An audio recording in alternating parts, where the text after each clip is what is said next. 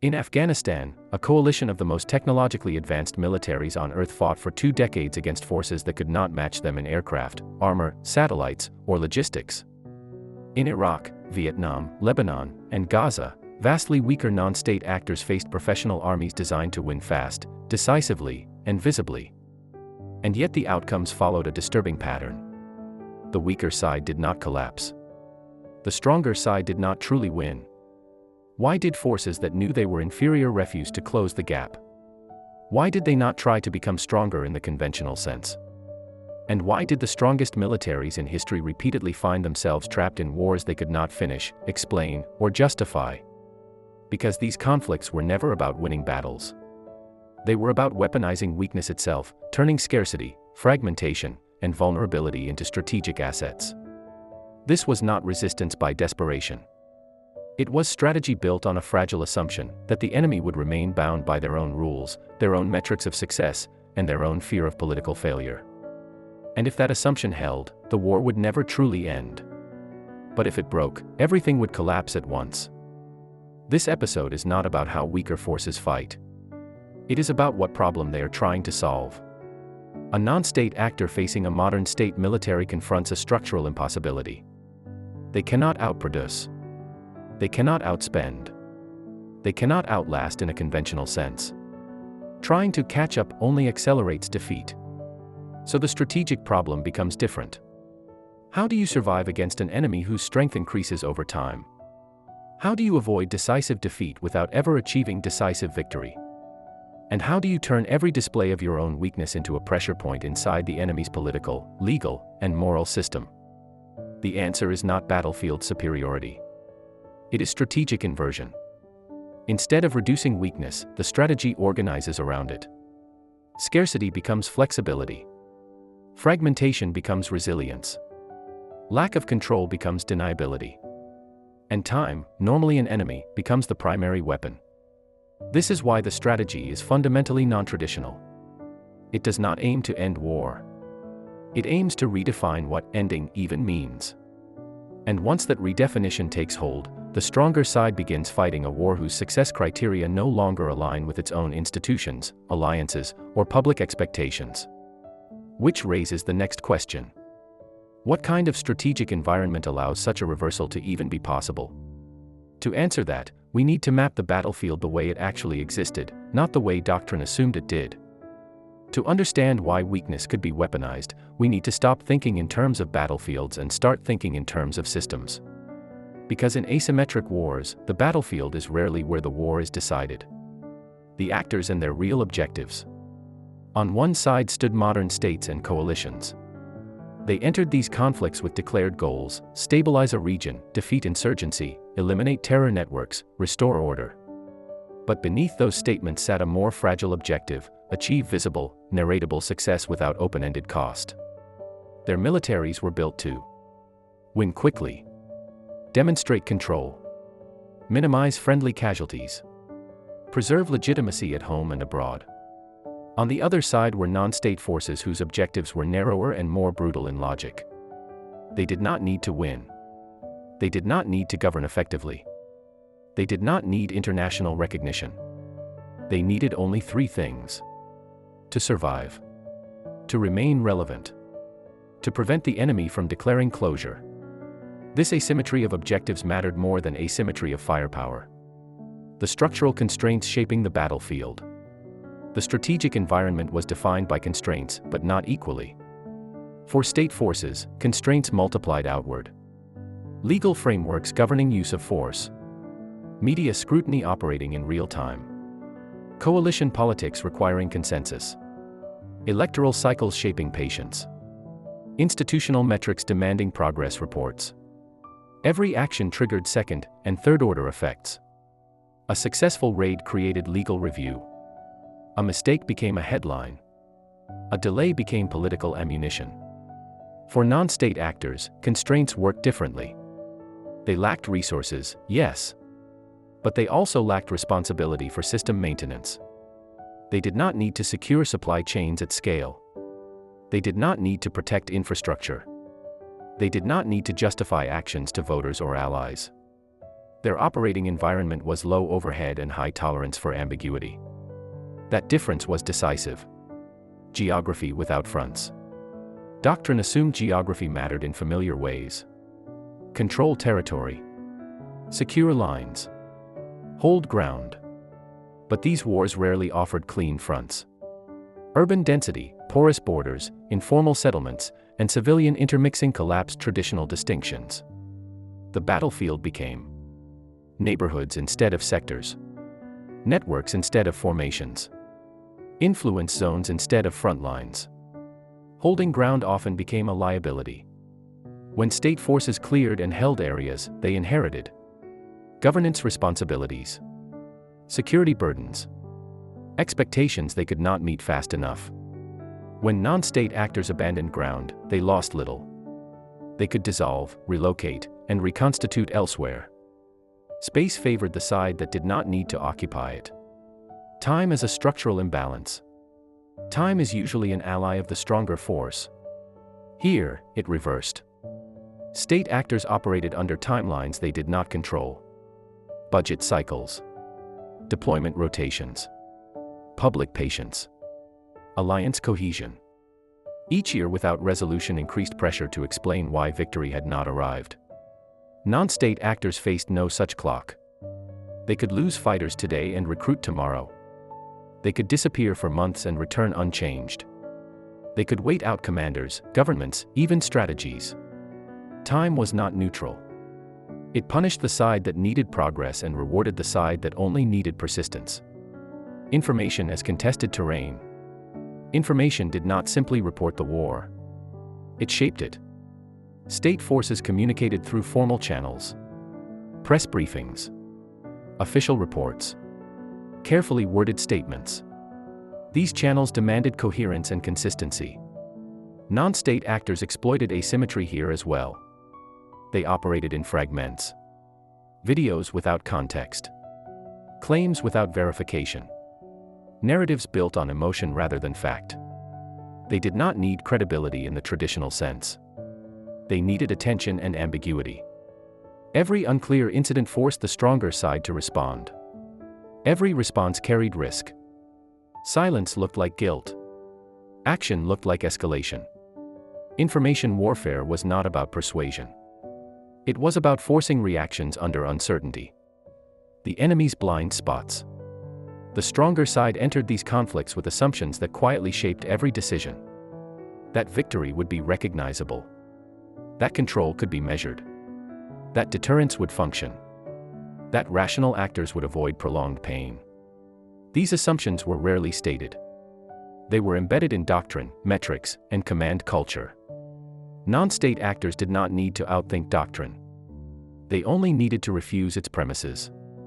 By avoiding decisive battles, they denied metrics. By absorbing punishment without collapse, they denied deterrence. By continuing after losses, they denied closure. What looked irrational at the tactical level was coherent at the strategic level. The map no doctrine taught. If we redraw the strategic map honestly, it looks different. The decisive terrain is not hills or cities. It is political legitimacy, institutional patience, narrative coherence, cost tolerance. In this map, weakness is not a deficit. It is camouflage. It lowers expectations. It shifts blame. It reframes endurance as success. And once this map is accepted, a disturbing realization follows. The standard playbook, concentration of force, decisive engagement, visible dominance, does not fail because it is poorly executed. It fails because it is fighting on the wrong map. Which leads to the next problem. If doctrine points in the wrong direction, what exactly does it tell commanders to do, and why does following it make things worse? Military doctrine exists to reduce uncertainty. It standardizes responses. It turns chaos into procedure. Against peer adversaries, this is strength. Against non-state actors weaponizing weakness, it becomes a liability. What normal commanders are trained to do? Most modern doctrines converge on a familiar logic. If the enemy is weaker, apply pressure. Deny sanctuary. Disrupt command and control. Attrit forces until collapse. Transition to stabilization. This logic assumes three things. First, that the enemy has a center of gravity that can be degraded. Second, that pressure produces predictable responses. Third, that success will eventually become visible and irreversible. On paper, this makes sense. In these wars, it does not. Why conventional escalation leads to stalemate? When doctrine tells a commander to escalate, it expects the enemy to react by defending key terrain, concentrating forces, making mistakes under pressure. But a force that embraces weakness reacts differently. It disperses instead of concentrating. It abandons terrain instead of defending it. It absorbs losses instead of collapsing. Each doctrinal success produces a strategic paradox. Clear an area, and you inherit it. Destroy a cell, and you validate the narrative of resistance. Increase patrols, and you increase exposure. Reduce risk to civilians, and you reduce freedom of action. The stronger force keeps winning tactically and losing strategically. The trap of measurable progress. Doctrine demands metrics. How many fighters neutralized? How many districts secured? How many incidents reduced? These metrics are designed for wars where degradation equals victory. But against non-state actors, metrics distort reality. A decrease in attacks may signal deterrence. Or it may signal adaptation. An increase in attacks may signal enemy strength. Or it may signal desperation. Doctrine treats numbers as evidence. Strategy requires interpreting why numbers move at all. When weakness is the enemy's shield, raw metrics lie. The false promise of decisive engagement. Doctrine assumes that somewhere, sometime, the enemy must commit. That if pressure is sustained, a decisive moment will arrive. This assumption is rarely questioned, and rarely holds. Non-state actors do not need decisive engagements to survive. They need to avoid them. Every avoided battle preserves force. Every inconclusive clash reinforces endurance. Every withdrawal frustrates closure. Doctrine waits for a climax that never comes. And waiting becomes strategy by default. Stabilization as a strategic dead end. When decisive victory fails to materialize, doctrine pivots. From combat to stabilization. From enemy-centric to population-centric operations. This shift is supposed to close the conflict. Instead, it often deepens the trap. Stabilization imposes governance burdens, economic expectations, security guarantees. The stronger side becomes responsible for outcomes it cannot fully control. The weaker side exploits this asymmetry. Every failure of governance becomes propaganda. Every unmet expectation becomes recruitment fuel. Every security incident becomes proof of illegitimacy. The war does not end. It mutates. Why doctrine cannot adapt fast enough? This is not because doctrine is unintelligent. It is because doctrine is institutionalized. It is taught, evaluated, promoted, and funded through systems that reward clarity, replicability, predictability. A strategy built on ambiguity, endurance, and political friction does not fit. Commanders who deviate risk career damage, legal exposure, political backlash. So even when individuals sense the trap, institutions continue forward. Not because they believe, but because they lack permission to stop. The unspoken contradiction. At the heart of the failure is a contradiction doctrine does not resolve. The stronger side must be decisive, be restrained, be visible, be patient. All at the same time. Non-state actors exploit this impossibility. They do not need to defeat doctrine. They only need to force it to operate under incompatible constraints. And once doctrine begins generating outcomes it cannot explain, a new question emerges. If following the rules leads to failure, how does a decision to break them even begin? Unorthodox strategies are rarely born from brilliance alone. They emerge from constraint, fear, and the quiet realization that every orthodox option leads to loss. This decision does not begin with confidence. It begins with recognition. The moment doctrine stops making sense. Inside non-state movements, there is often a brief and dangerous phase. Early optimism collapses. Direct confrontation fails. Losses accumulate faster than gains. At this point, many movements die. The ones that survive reach a different conclusion. They accept that victory, as defined by the enemy, is impossible. And instead of asking how to win, they ask a colder question. What does the enemy need in order to stop fighting? This shift matters. Because the answer is rarely military. Internal resistance to embracing weakness.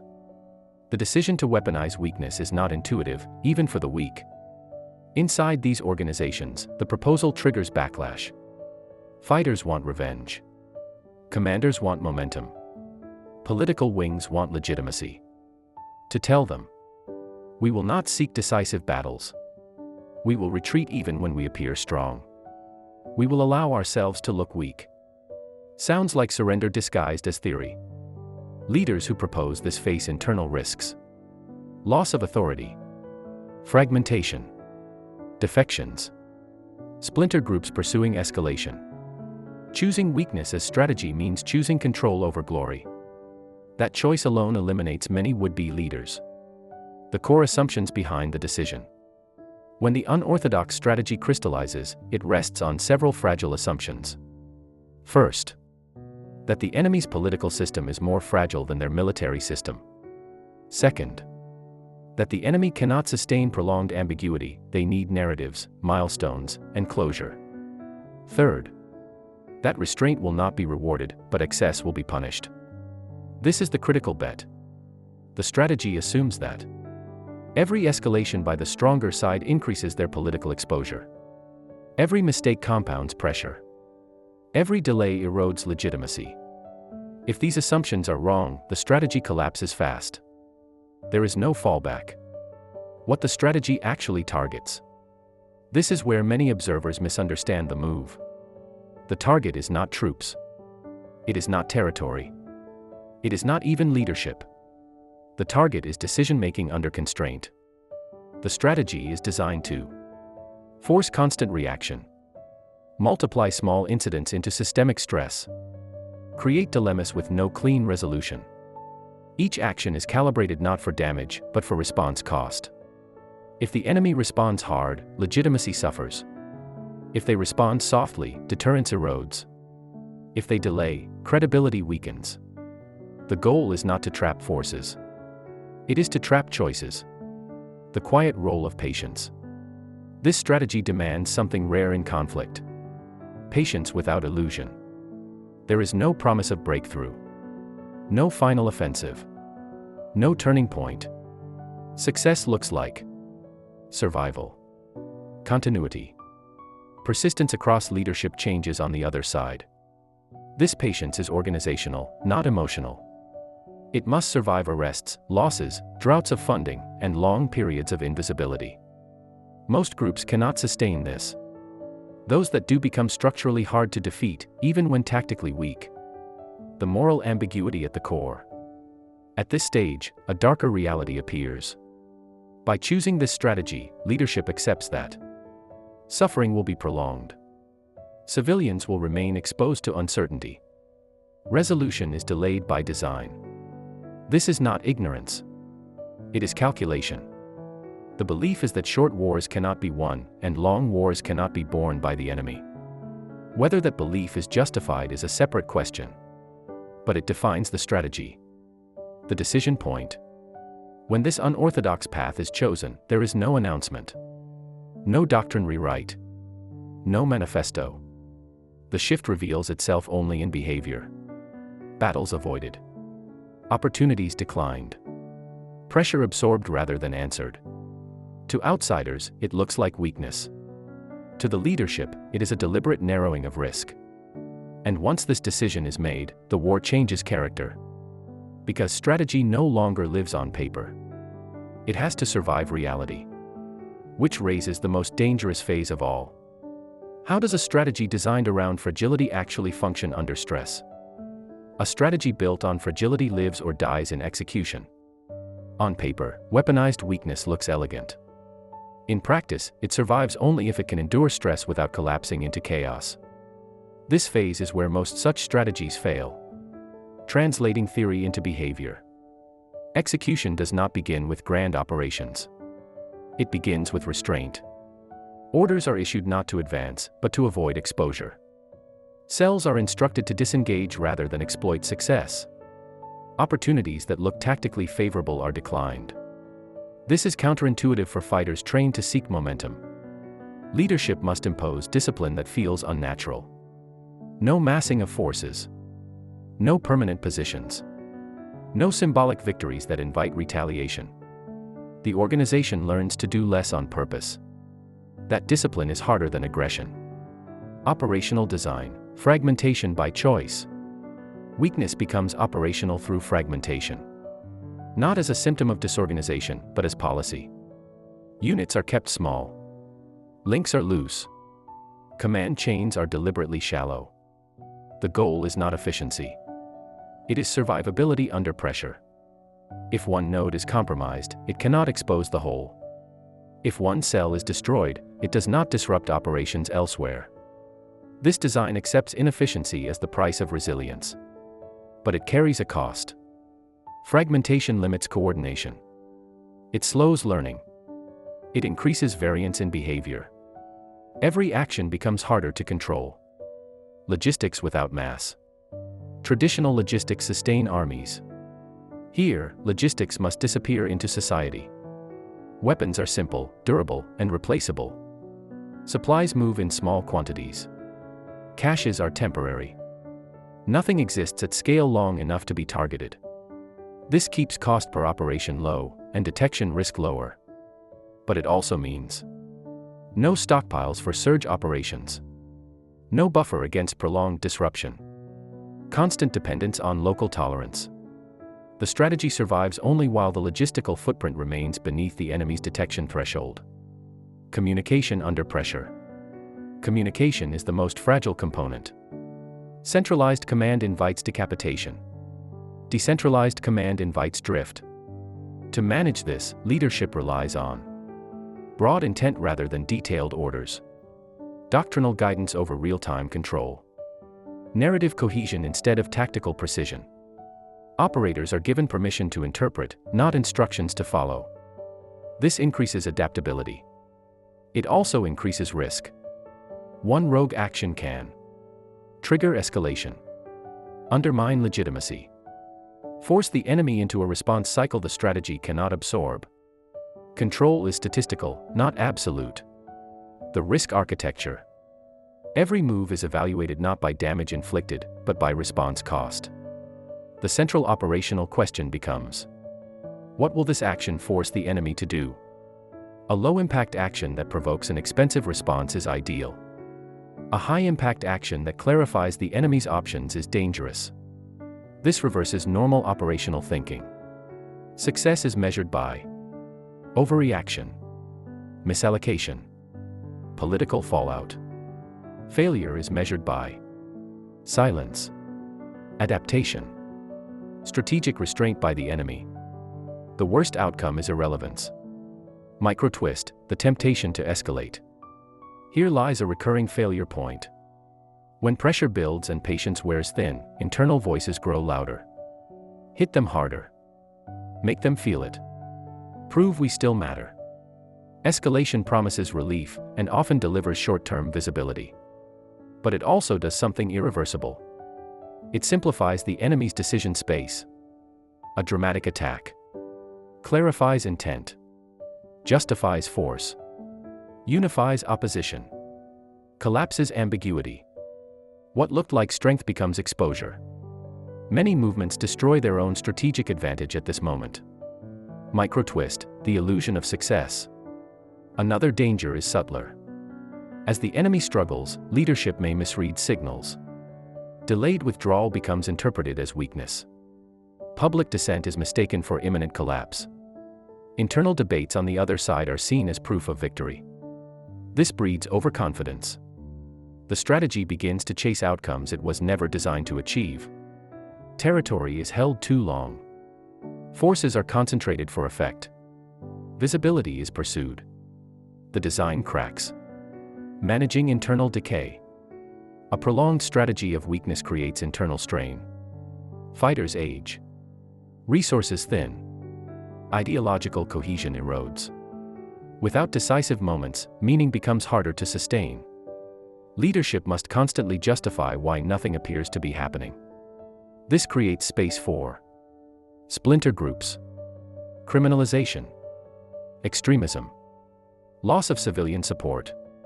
The strategy depends on an internal narrative as much as an external one. If the organization cannot explain patience to itself, it will not survive. The invisible balancing act. Execution requires balancing contradictions. Act enough to remain relevant. Restrain enough to avoid clarity. Absorb losses without demoralization. Avoid success that invites annihilation. There is no checklist for this. It is improvisation under pressure. Small errors accumulate. Correct decisions look like weakness. Wrong decisions look like courage. From the outside, this phase appears static. From the inside, it is constant crisis management. And all of it rests on one assumption: that the enemy will continue responding in predictable, constrained ways. The moment that assumption fails, execution collapses. Which leads to the turning point of the entire strategy. How does the stronger side actually respond, and where do they go wrong? The stronger side does not fail because it is blind. It fails because it sees through the wrong framework. At this stage of the conflict, the enemy believes they understand what is happening. They are wrong, but not in the way they think. The signals the enemy thinks it is receiving. From the perspective of a modern military command, the pattern appears familiar. The enemy avoids contact. Attacks are sporadic and localized. Territory is abandoned rather than defended. Leadership targets are difficult to identify. These are interpreted as signs of degradation. The conclusion seems logical. The enemy is under pressure. Their capacity is shrinking. Persistence will finish the job. This reading is reinforced by intelligence reporting that emphasizes capability, not intent. Fewer fighters detected. Less coordination observed. No visible massing. Doctrine translates this into progress. Why the interpretation is structurally flawed. The error is not analytical. It is conceptual. The stronger side assumes that behavior reflects weakness under stress. But in this strategy, behavior is the strategy. Avoidance is not fear. Dispersion is not collapse. Silence is not defeat. The enemy is not being pushed back. They are pulling the stronger side forward, into a longer, more expensive commitment. What appears as passivity is deliberate shaping. Overreaction as a predictable outcome. As incidents continue without resolution, pressure mounts inside the stronger side system. Commanders are asked, why has this not ended? What progress can be shown? What more can be done? This pressure rarely produces patience. It produces escalation. Force levels increase. Rules are loosened. Operations expand. Each escalation is justified as necessary to break the stalemate. But each escalation also raises civilian exposure, increases media scrutiny, expands political risk, deepens responsibility for outcomes. The stronger side is not gaining leverage. They are accumulating obligations. The misreading of restraint. Occasionally, restraint is attempted. Force is reduced. Engagements are limited. Negotiation channels are explored. These moments are meant to test whether pressure has worked. But restraint sends ambiguous signals. To domestic audiences, it looks like weakness. To allies, it looks like doubt. To the non-state actor, it looks like validation. The enemy does not interpret restraint as opportunity for peace. They interpret it as proof that endurance works. So they wait. And waiting costs them less. The command structure problem. Another critical failure emerges at the organizational level. Modern militaries operate through layered command structures designed for control. But control requires clarity. When the enemy denies clarity, command systems degrade. Lower-level commanders face unclear objectives, conflicting guidance, legal uncertainty, political sensitivity. Decision-making slows. Risk aversion increases. Initiative narrows to self-protection rather than strategic effect. Meanwhile, the non-state actors' decentralized structure absorbs chaos better. Their lack of formal hierarchy, once seen as weakness, becomes adaptive. The intelligence paradox. As the conflict drags on, intelligence improves in volume but worsens in usefulness. More data is collected. More patterns are tracked. More targets are identified. But understanding does not deepen. Because intelligence systems are optimized to answer who, where, how many. They struggle with why this action? Why now? Why not escalate? The enemy's strategy is not located in a place. It is located in the absence of a place. And that is hard to brief. The decisive misinterpretation. Eventually, the stronger side reaches a conclusion. The enemy is persistent but limited. Time is on our side. We can outlast them. This belief locks in the final error. Because in these wars, time is not neutral. Time erodes. Public patience. Alliance cohesion. Strategic clarity. Moral confidence. The stronger side begins to lose not because it is defeated, but because it cannot justify continuing. And the enemy senses this before anyone else.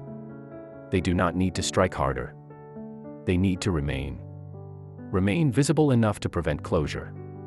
Remain weak enough to avoid annihilation. Remain ambiguous enough to deny resolution. When this balance holds, the outcome becomes inevitable. Not victory. Not defeat. Withdrawal.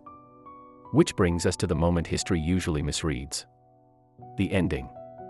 And the cost that remains long after the war fades from headlines. The war does not end with surrender. It ends with fatigue. Not the kind measured in casualties or equipment losses, but exhaustion embedded in institutions, politics, and public tolerance. The visible outcome. At some point, the stronger side announces a shift. A drawdown. A transition. A handover. A new phase. The language is careful. It avoids the word defeat. Operationally, forces leave. Strategically, the objective dissolves. The non-state actor does not claim victory in conventional terms. They do not need to. Survival becomes proof. Continuation becomes legitimacy. What matters is not who holds ground, but who remains when the other leaves. Why this outcome looks ambiguous, but is not. To external observers, the result feels unsatisfying. No decisive battle. No signed document. No moment of closure. This ambiguity is often framed as complexity. It is not. It is the intended result of the strategy. By denying the stronger side a clean ending, the weaker side ensures that the war cannot be narrated as success. The cost cannot be justified retroactively. The sacrifices cannot be neatly explained. Ambiguity is not failure of history. It is the final weapon. The human cost.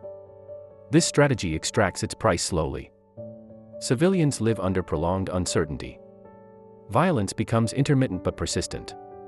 Normal life never fully returns. Unlike conventional wars, there is no post-war recovery phase. There is only adjustment. For fighters, the cost is different. Years of waiting replace moments of action. Trauma accumulates without resolution.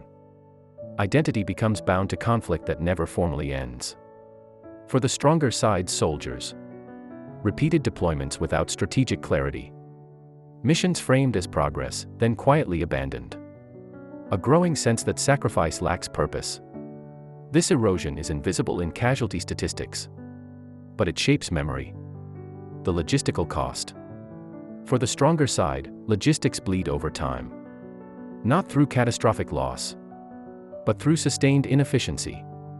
Every year requires renewed funding, extended contracts, rebuilt political consensus. Costs accumulate without delivering proportional gain. The weaker side pays less per year, but pays indefinitely. Their logistics remain fragile, opportunistic, and exhausting. The strategy survives only as long as the logistical trickle continues. Cut it completely, and collapse follows. The political cost. Politically, the stronger side loses coherence. Leaders inherit wars they did not start.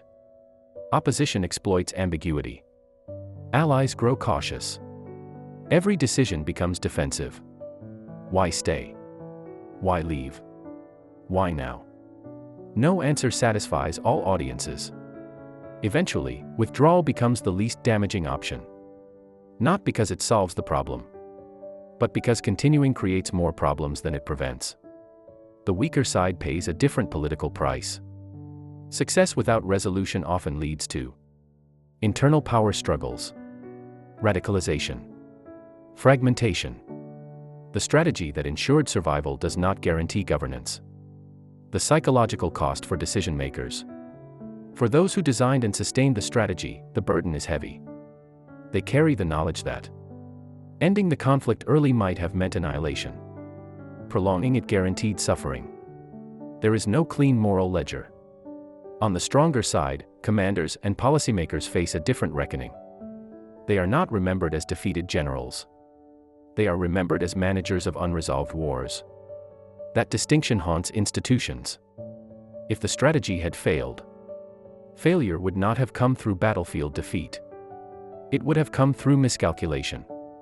If the stronger side had accepted ambiguity, reduced political exposure, shifted metrics away from visibility, chosen containment over resolution, the strategy of weaponized weakness would have lost leverage. The war would not have ended decisively, but it would have stopped generating pressure. In that scenario, the weaker side would face a slow suffocation. No collapse. No triumph. Just irrelevance. The uncomfortable truth. This strategy does not promise justice. It does not promise peace. It does not promise stability.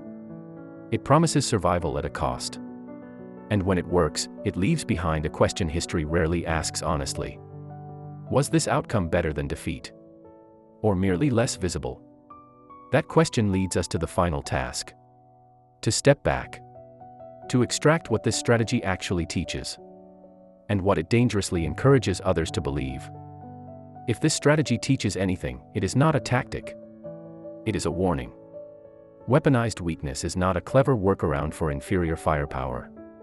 It is a structural exploitation of how modern power is organized, justified, and constrained. What this strategy is really about. At its core, this is not a military strategy. It is a systems strategy. It targets decision-making architectures, political accountability chains, public tolerance for ambiguity, institutional need for measurable success. The battlefield is incidental. The real arena is governance under pressure. The weaker side does not try to overpower the enemy. They try to outlast the enemy's ability to explain itself. That is the inversion. The rule it breaks, and why that matters. Classical strategy assumes power seeks decisive outcomes. Weakness seeks avoidance. Victory ends conflict. This strategy rejects all three. It assumes power is brittle when constrained. Weakness is adaptive when organized.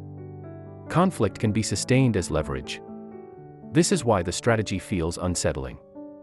It does not aim to win in the traditional sense. It aims to make winning irrelevant. And that is deeply dangerous. Because once victory is no longer required, there is no natural stopping point. Why this strategy cannot be copied blindly. This is where popular narratives go wrong. They treat weaponized weakness as a formula. Avoid battles. Prolong war. Exploit politics. That interpretation is shallow and fatal. This strategy works only under very specific conditions. The enemy must be politically accountable. Their use of force must be legally constrained. Their legitimacy must matter to themselves. Their public must demand closure. Remove any one of these, and the logic collapses. Against an enemy willing to contain indefinitely, accept ambiguity, externalize costs, reduce visibility, weakness becomes exposure. The hidden dependency no one admits. This strategy depends on the enemy remaining strong but restrained. It does not work against total war systems, actors indifferent to legitimacy, enemies willing to disengage emotionally and politically. In other words, it feeds on the very norms that make modern states function. That creates a moral paradox. The strategy succeeds precisely because the enemy follows rules, and it incentivizes abandoning those rules. This is the long-term risk.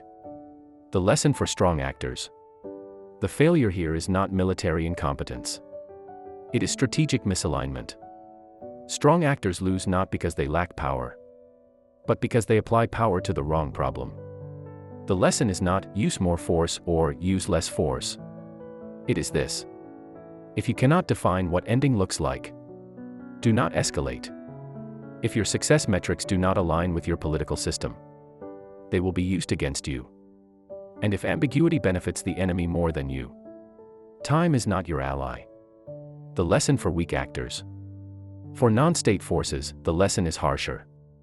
Weaponized weakness is not a path to liberation. It is a path to survival under permanent stress. It demands extreme discipline, internal coherence, moral compromise, acceptance of prolonged suffering. Most groups cannot sustain it. Those that try often collapse from within, long before the enemy adapts. The final contradiction. This strategy is often described as smart. That misses the point. It is rational, not wise. It optimizes survival, not resolution. It exploits systems, not builds alternatives. It wins time, not futures. And when it spreads, it reshapes conflict itself. Wars without endings. Victories without peace. Withdrawal without closure. That is the legacy. Not because the weak learned to fight better, but because the strong never learned what kind of war they were actually in. History often asks who won. That is the wrong question. The more honest one is this: what kind of conflicts do we create when weakness becomes a strategy and strength becomes a liability? Because once that inversion takes hold, wars no longer end when someone is defeated. They end when someone gives up explaining why they are still fighting. And that is not a military failure. It is a systemic one.